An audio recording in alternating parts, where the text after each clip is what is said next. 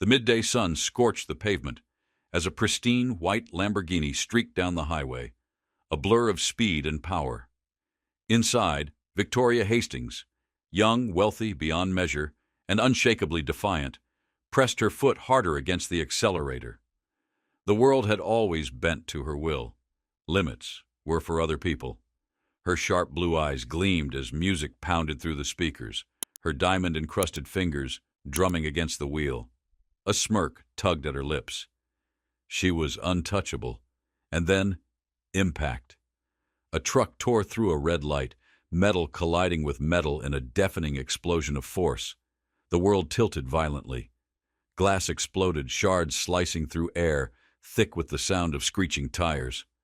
The Lamborghini spun, flipped, once, twice, before slamming into a street pole with bone-rattling finality. Then, silence. Smoke curled from the wreckage. Blood dripped down Victoria's temple, warm and sticky. Pain lanced through her body, but she couldn't move. Couldn't even lift a finger. Her vision blurred, darkness pressing at the edges of her consciousness. Footsteps. Through the haze, a shadow loomed, blocking the harsh glare of the sun. A boy, a black boy no older than 10, knelt beside her mangled car. His wide, worried eyes searched her face. "Ma'am, are you okay? I can help." His voice was steady, but his small hands trembled. Victoria's cracked lips parted, her breath shallow and uneven, and then, through the fog of pain and fear, she registered his face. Something inside her twisted, hardened. She recoiled, her voice like a blade despite its weakness. "Don't touch me," she rasped. The words were acid, instinctual, filled with a venom she barely understood. Malik flinched, his hands, reaching toward her, curled into small fists. He could have walked away then, left her trapped in the wreckage of her own choices. Let her suffer. But he didn't. He made a decision, a quiet, unwavering choice that would alter the course of both their lives. Ignoring her protests, Malik set his jaw and grabbed hold of the twisted metal. With a grunt, he yanked at the car door, determination burning in his young eyes. And for the first time in her life, Victoria Hastings had no control. The acrid scent of gasoline thickened the air, sharp and suffocating. Beneath the wreckage, fuel trickled in thin, glistening streams, seeping into the asphalt. One spark, just one, and everything would be engulfed in an inferno. Malik's voice cut through the chaos, urgent and unyielding. "Ma'am, we have to go, now."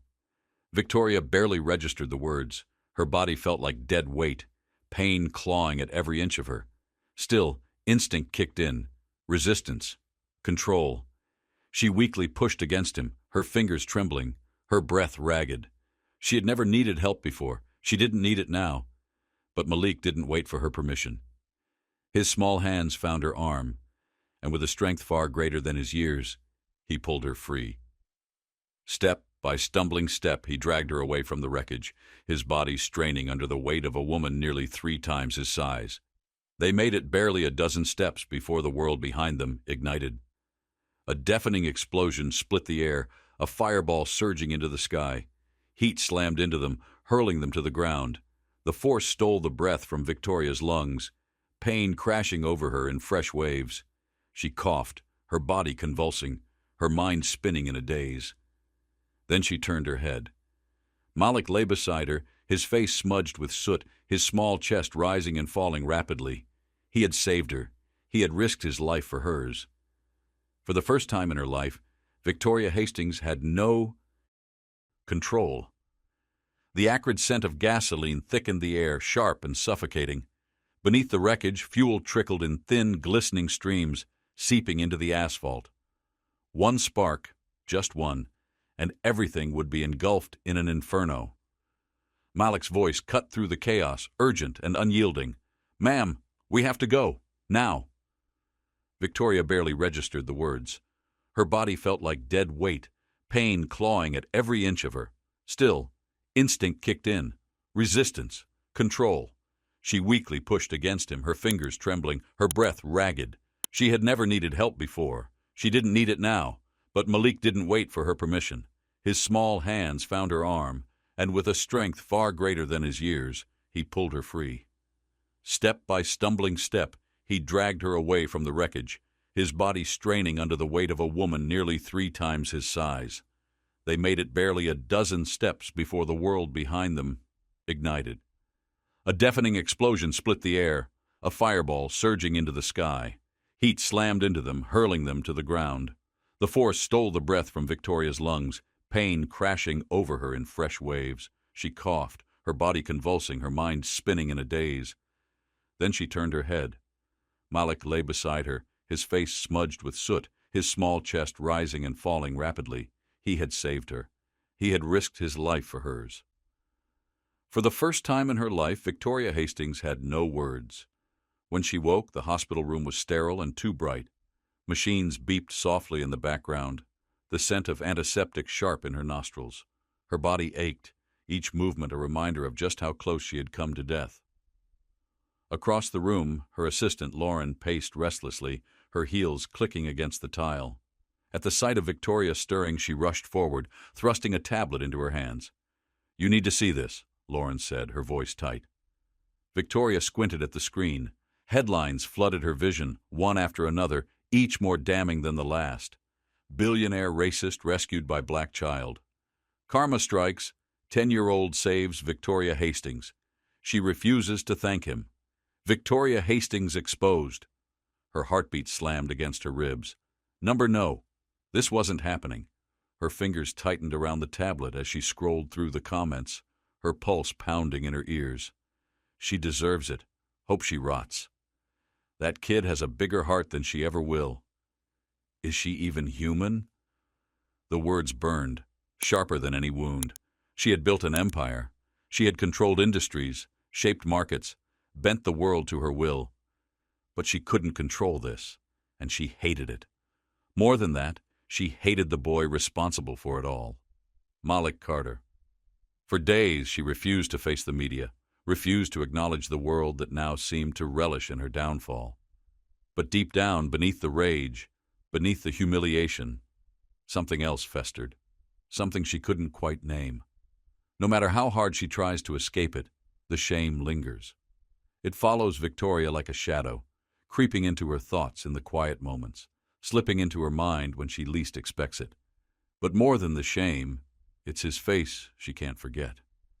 The way he looked at her, not with admiration or awe, but with something colder, something that stripped away everything she thought she was. The way he risked everything for someone who wanted nothing to do with him. She needs to know why. So she does what she has always done best. She finds him. When her jet-black Rolls-Royce glides into Malik's neighborhood, it feels like stepping onto an entirely different planet. The sidewalks are littered with trash.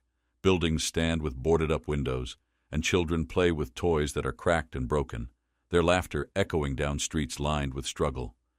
She has never been here before. And yet, in the middle of it all, he stands, sketchbook in hand, flipping through worn pages as if the world around him is his alone to shape. Victoria steps out, her heels clicking against pavement that wasn't made for people like her. Conversations die, heads turn. She is a billionaire in a world that has never had space for her, draped in wealth that means nothing here. Malik finally looks up, unimpressed. "You're late," he mutters, eyes dropping back to his sketchbook. Victoria blinks, caught off guard. "Excuse me?" Malik shrugs. "You were always going to come. People like you always do, when it's about your reputation."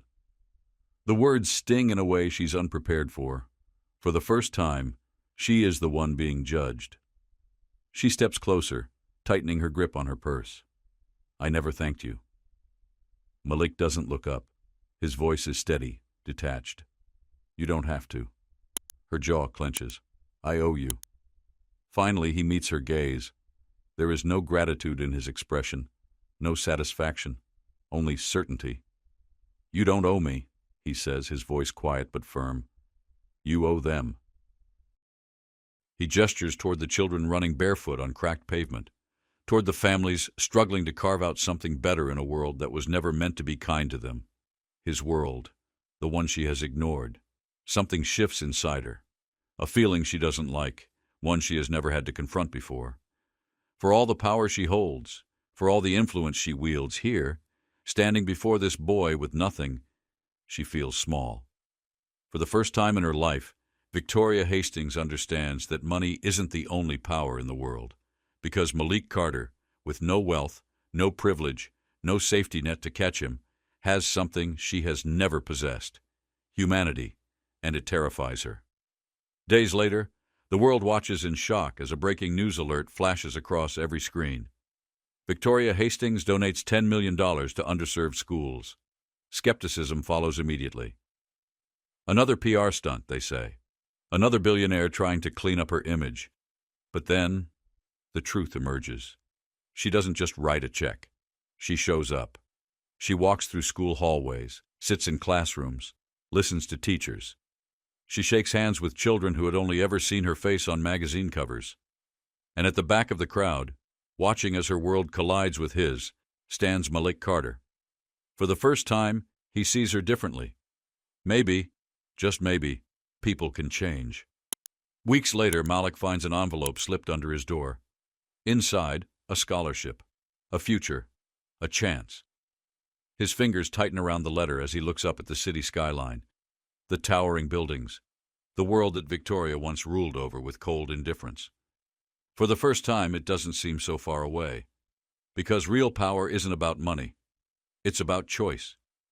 And sometimes the most powerful choice of all is to be better.